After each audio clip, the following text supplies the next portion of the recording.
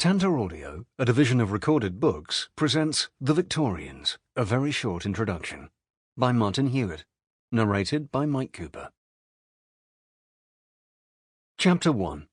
The Challenge of Generalization. A century ago, when the Victorian age had scarcely begun to be a focus of scholarly examination, perhaps the most influential of all studies of the period opened with the provocative assertion that the history of the Victorian age will never be written. We know too much about it.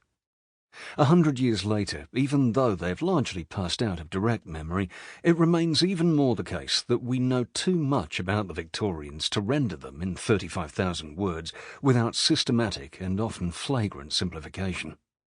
Every characterization in this book is defenseless against the challenge that it underestimates complexity, smooths over unevenness, and excludes difference, that it offers a totalizing account which would dissolve on closer scrutiny.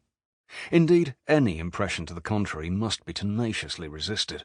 The listener should be under no illusion. Victorian Britain was a mass of tensions and contradictions, of inconsistencies and incompatibilities, of instabilities and competing subjectivities. It was fiercely insular and determinedly global, the railway age and the heyday of the horse, both smug and anxious, a time of extraordinary change but also of remarkable continuities, producing enormous wealth and pitiless poverty. Patterns were always under construction, conventions never uncontested. All characterizations of the Victorian, and in particular all formulations of what the Victorians did or thought in the upcoming sections, must be prefaced with a silent, on balance, on the whole, or predominantly, omitted in the interests of economy and elegance. None of this inevitable historical messiness is any reason not to generalize or to attempt to sketch the broad patterns and norms around which diversity was arrayed, and this is especially so in the case of the Victorians, partly because Victorian culture was shared across all classes and groups to a remarkable extent, the intellectual life of the period profoundly structured by pervasive underlying assumptions, languages, and reference points, partly because Victorian Britain was marked by particularly powerful social norms and expectations bearing down on, to a greater or lesser extent, all parts of society. Partly because in exploring the shades and balances of the period, writings about the Victorians, including those by the Victorians themselves, have very often begun with a general interpretation which they have proceeded to dismantle or subvert. The Victorians, as the historian John Darwin has put it, agreed on generalities but differed in detail, and it is only by comprehending the general pattern that we can fully understand the nature of the diversity. As historians have long recognized, one of the most difficult challenges in studying any period in the past is getting a sense of the particular combination of ways of thinking and ways of living which characterized it. This is perhaps especially true of the Victorians, because the Victorian period has been the site of a set of particularly rich engagements from a variety of perspectives, which have not always, indeed perhaps rarely, successfully balanced the two poles of thinking and living. In what follows, I have tried to develop a portrait of the period which explores the mutually constitutive operations of experience, action, and reflection. I do so by addressing 5 questions which seem to me to be critical in approaching the Victorians. Why do we continue to be fascinated by the Victorians? How does the Victorian age work as a historical period? What was distinctive about it? What gave it its particular character? Who were the Victorians as individuals and collectives? How far were those phenomena we might describe as Victorian a global presence in the 19th century? Beyond this, the aim here has been to be as capacious as space will allow and to extend the cast of individual Victorians presented in the discussion as far as possible. This requires a certain elusiveness and even abruptness. Some of the individuals discussed in the upcoming sections will be familiar, others less so, but in either case there's been little time for introductions. While their significance for the argument should be apparent, the fullness of their example may have to be the subject of further investigation. Chapter 2. Living with the Victorians. What is it about the Victorians? Over 120 years after the death of Queen Victoria, they still command a degree of attention and occupy a place in British and indeed global culture which no other period in history can match, possessing a cultural significance and carrying a degree of ideological freight without parallel. It isn't hard to recognise from the ways that the term Victorian is used in contemporary debates and discourse that it is rarely a neutral designation like 19th century, rather it is almost always a loaded term.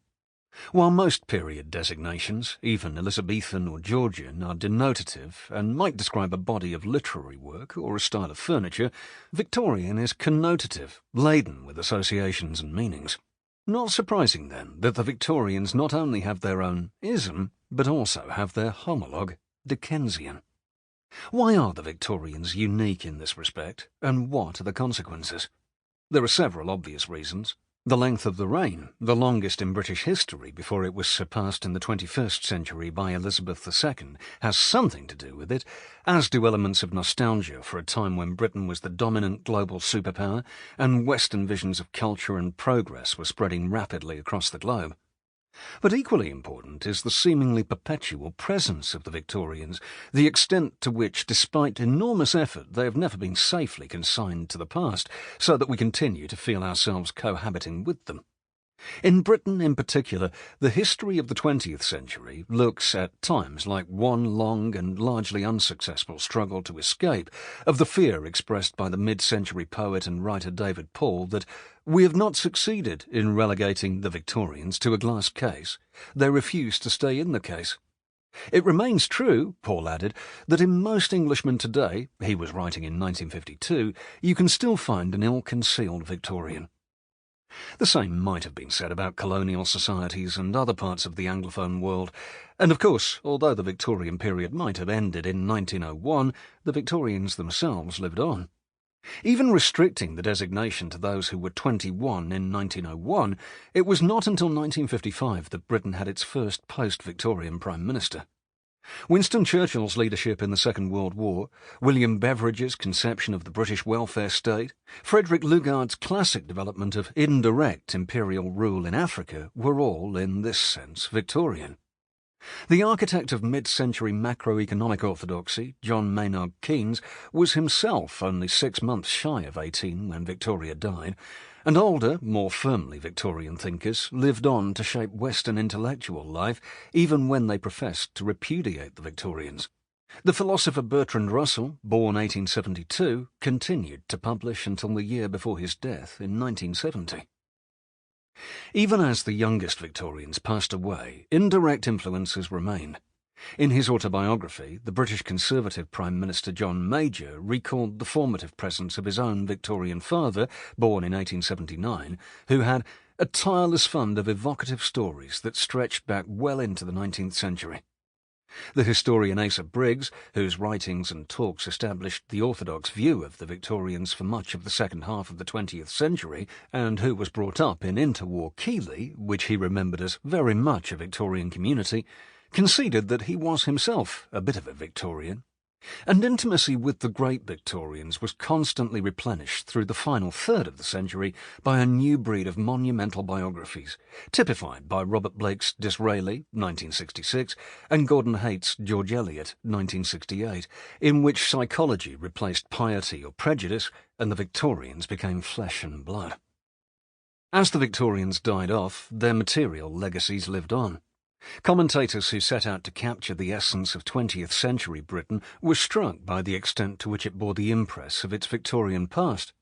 J.B. Priestley's English Journey, 1934, offers a classic presentation of a Britain saturated with Victorian survivals, from eccentric manor houses straight out of Dickens to industrial regions clinging to the vestiges of Victorian prosperity. Painted around the same time, Victorian Survival, 1931, by the American painter Grant Wood offered a parallel reflection, juxtaposing a forbidding great-aunt with the telephone as contrasting forms of endurance. In Britain in the 1960s, slum clearances and even the beaching axe, which led to the closure of over 2,300 railway stations and 5,000 miles of railway lines, only tinkered with these survivals.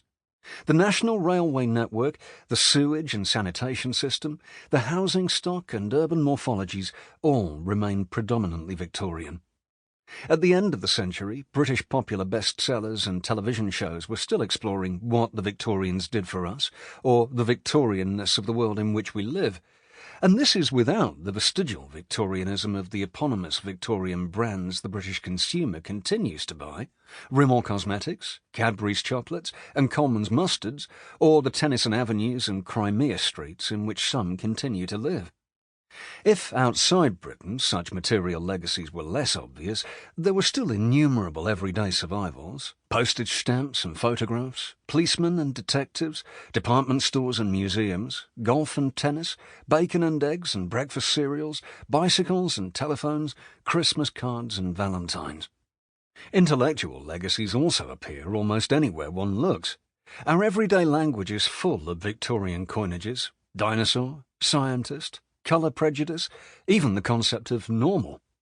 The British version of parliamentary democracy and the Houses of Parliament as its embodiment are both essentially Victorian. British welfare policies and institutions continue to be powerfully influenced by the sorts of assumptions which were enshrined in the Victorian Poor Law. The British film classification regime and the variants implemented by almost all its settler colonies are, to all intents, an extension of Victorian approaches to the censorship of books and plays. It was once conventional to argue that, despite the forces of inertia, the sexual and generational revolts of the 1960s brought the end of Victorianism. But the 1960s counterculture had a surprisingly complicated relationship with the Victorians, repudiating their Puritanism and prudery, but gravitating to Victorian neighbourhoods in cities like San Francisco, absorbing Victorian dress into hippie style, drawing inspiration from all sorts of Victoriana, from the pre-Raphaelite influences of Led Zeppelin's lead guitarist Jimmy Page to the scraps of Victoriana running through the Beatles' 1967 Sgt. Pepper's Lonely Hearts Club Band album. Imperial pretensions were abandoned, but only by force, and beliefs about the incapacities and inadequacies of colonial peoples and minority populations remained virtually unquestioned, not just up to, but well beyond independence, as the challenges of the 2010s, the Windrush scandal, and the Black Lives Matter movements show. Certainly, the 1960s did nothing to dent the preeminence of the Victorians in the Anglophone cultural canon. In many respects, the opposite.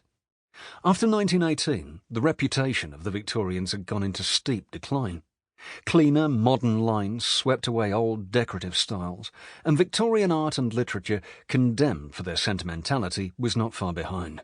Paintings by first-rank artists were sold off for just a few pounds. But this almost 40-year eclipse proved temporary, and by the 1950s the tide was turning again. Victorian architecture was once more appreciated, the market for Victorian art rebounded, communities repackaged and relaunched their Victorian museums and heritage attractions, and Victorian literature consolidated its position as the default playbook for costume drama in film and television. The Main Street USA attraction at the early post-war Disney theme parks was a nostalgic celebration of American small-town life at the very end of the Victorian period. A host of late 20th and early 21st century novelists, including Margaret Atwood, Peter Ackroyd, Peter Carey, Beryl Bainbridge and Amitav Ghosh, have excavated the Victorian condition in fiction. The extraordinary frenzy of attention prompted by the centenary of Victoria's death in 2001, from the major Victorian Britain exhibition at the Victoria and Albert Museum in London to satellite events like the Tate's Victorian Nudes, did nothing to exhaust appetites, as the willingness of museum curators across the English-speaking world to give space to an ever-extending variety of Victoriana, from Victorian photo collage, Chicago 2010, to badass rebel women of the era, New York Museum of Modern Art 2018, demonstrates. And on top of this lies the extraordinary phenomenon of what has come to be known as Neo-Victorianism, exemplified by the enormous success of Sarah Waters's Tipping the Velvet 2002 and Fingersmith 2005, or the popularity of Sherlock Holmes reinterpretations, or the stylised Victorian violence of the BBC, Amazon Prime's Ripper Street 2012-16.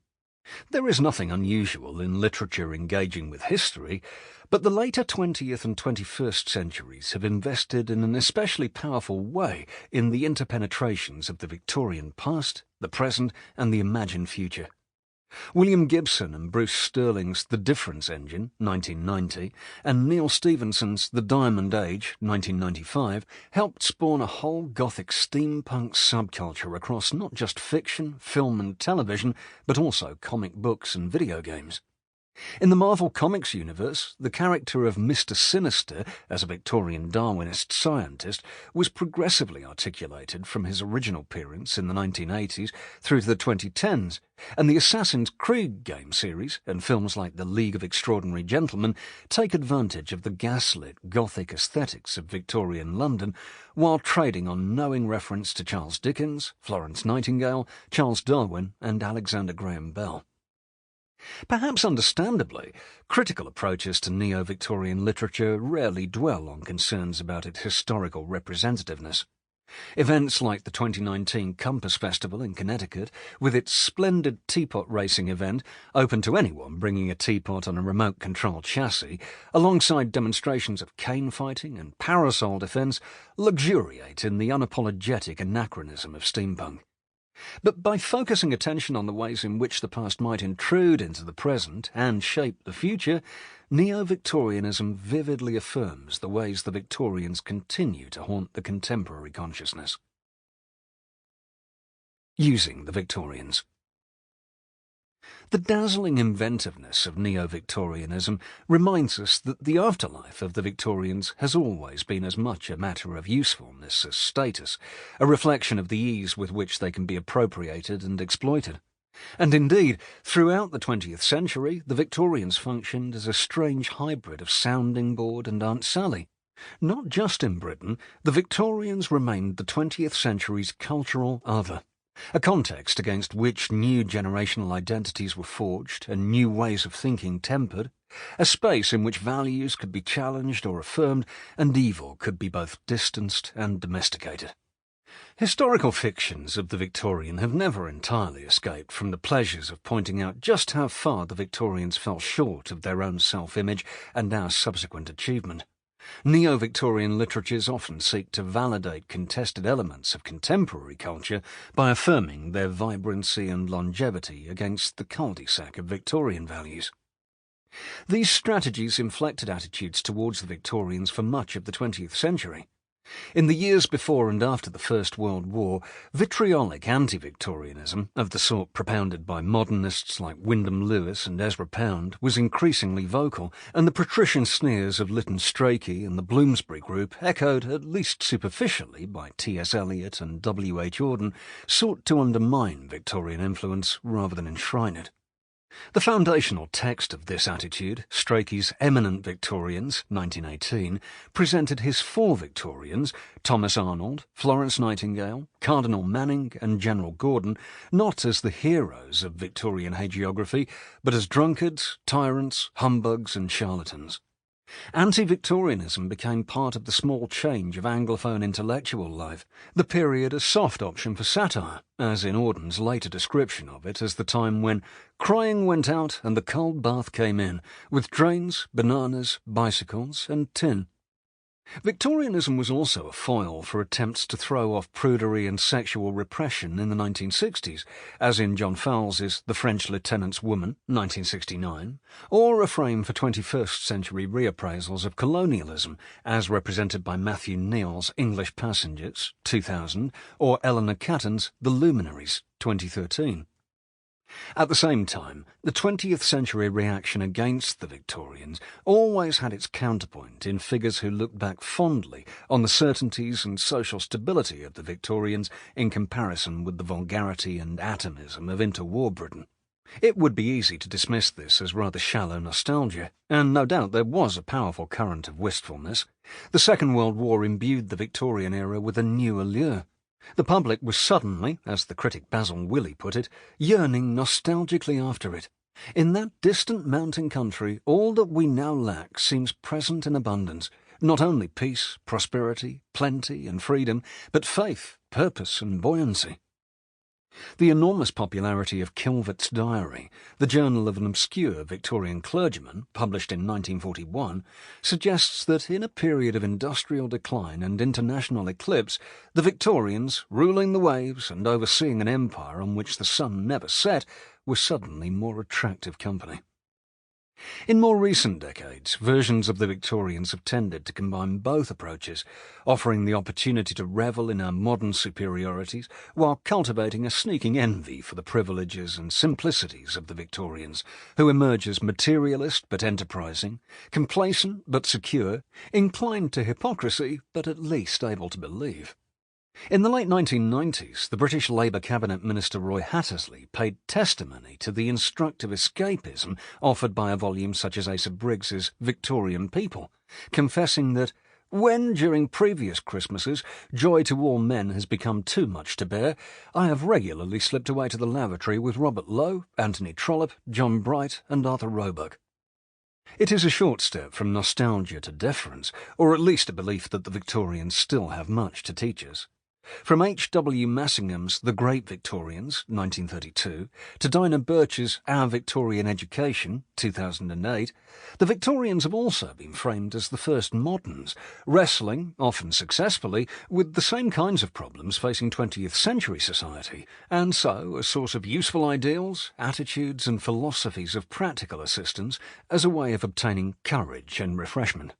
And a 21st century justification of Victorian literature, like Philip Davis's Why Victorian Literature Still Matters, 2008, offers a different but equally nutritive sense of the importance of the Victorians and their literature, that they provide assumptions which offer empowerment and a space to feel that it is impossible, as Davis puts it, to do without what the Victorians stand for.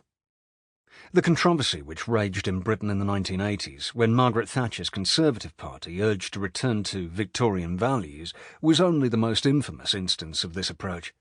Thatcher's determination to use the Victorians as both morally exemplary and as part of the great landmarks of British history ensured that they occupied a central place in Britain's late-century school curriculum. In America, neoliberalism readily drew on Victorian examples in critique of the social problems of permissive society. And although we might imagine that 40 years on few would look to the Victorians in this way, political leaders continue to proclaim Victorian heroes and inspirations, Theresa May paying homage to Joseph Chamberlain, Boris Johnson to Churchill, and even Barack Obama drawing inspiration for his central message of hope from the Victorian painting of that name by George Frederick Watts. Implications. When so much is at stake, there is a danger of inauthenticity, of making representations of the Victorians more self-serving than truth-serving. To be fair, popular presentations of the Victorian often show a scrupulous concern with accuracy at the level of detail, a sense of the responsibility the present owes to the past, but at times there is little regard to truth in the reimagination of spirit or message, or as respects the underlying historicity of the past. This is certainly the case for film and television representations, all the more treacherous as a guide for their superficial realism. For example, the understandable imperatives of diverse casting, which have gathered pace within the last few years, tend to create an image of the past which, while not absolutely dishonest, gives a fundamentally misleading impression of the racial textures of Victorian society. The lampoon in Malcolm Bradbury's novella Cuts, 1987, in which the film executive responds to an actor's questioning that Gladstone would actually appear naked before Victoria playing the ukulele by asserting that the fictionalised verity he aims at takes real people and events but is not slavishly bound to actual facts, offers a reflection of the priority often given by television executives and popular novelists to message over veracity. The relationship between the contemporary climate crisis and Victorian environmentalism offers a case in point. Although in recent years several Victorians have been co-opted as pioneers of modern environmental campaigns, Victorian notions of the environment were primarily shaped by long-standing equations of nature with God's creation, and the Victorians' green consciousness was largely a function of literary anti-industrialism and anti-modernism. So, while they could be horrified at the desecration wrought by a new railway, Victorians were largely unmoved by the way in which British globalism ravaged forests in New Brunswick, depleted soils in the American South, and exterminated carnivores in India and Africa. The Victorians provide little useful guidance in responding to these issues. Despite occasional interventions like W. H. Hudson's The Purple Land That England Lost, 1885, or the cultural critic John Ruskin's The Storm Cloud of the 19th Century, 1884, the Victorians' emphasis was generally on the sort of local landscape preservation championed by Hardwicke Rawnsley and the National Trust, or an anxiety about resource exhaustion rather than the sorts of global sustainability concerns which emerged in the 20th century. Instead of seeking self-validation through demonstrating the length of the history of eco-critical sensibilities, or searching for Victorian values and expressions which might be serviceable in the contemporary moment, ideals such as Ruskin's "There is no wealth but life," we might better understand the Victorians' greens by accepting them on their own terms.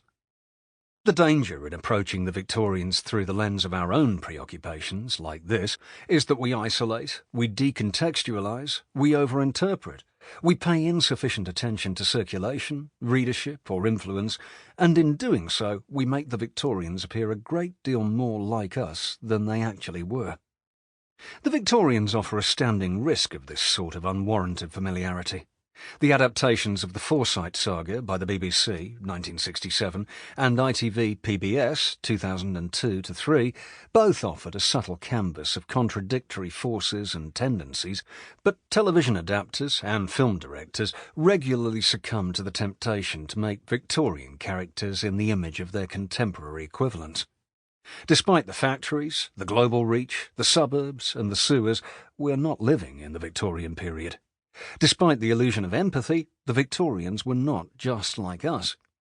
To understand the Victorians requires awareness, and indeed wariness, of these differences, of the powerful pull of religious belief, not least on those who most stridently repudiated it, of precarity and the spectre of absolute poverty, of the casual racism founded on distance and contempt rather than closeness and a sense of threat, of a social mobility in which hierarchies of caste and class were difficult to shake off and wealth rarely decisive.